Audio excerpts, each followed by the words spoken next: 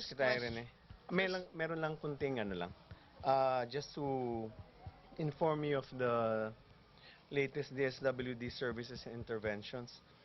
DSWD has already airlifted 180,000 uh, plus pesos worth of 540 family food packs to Tacloban City on November 9, and another 25,000 food packs amounting to 8,358,000 pesos, and 4,310 cases of bottled water are allocated and prepositioned for transport to Tacloban City.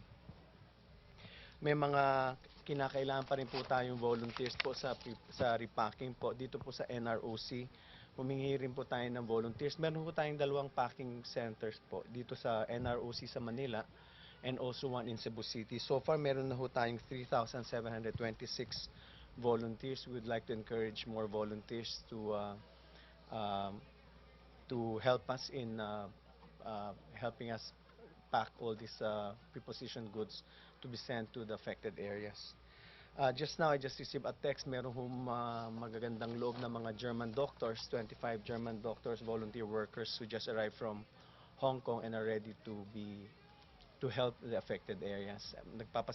Papasalamat po tayo sa all the countries who have offered to help and has already offered their assistance to our country, to our devastated areas.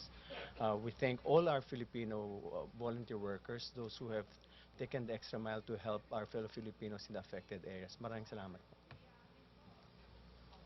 First question, Weng de la Fuente. Or wait. First question, Branch Fernandez. Kanina, kasi nawala siya. Talagang siyang first. Yes, wait. Si Secretary Almendres has something to say. Dagdag.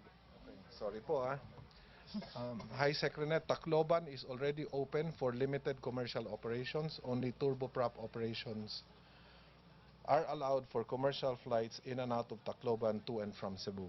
So that's to let everybody know that the airlines with turboprop equipment are going to be operating out of Tacloban to Cebu soon. Pakisabi lang po. Thank you very much. Thank you, Secretary.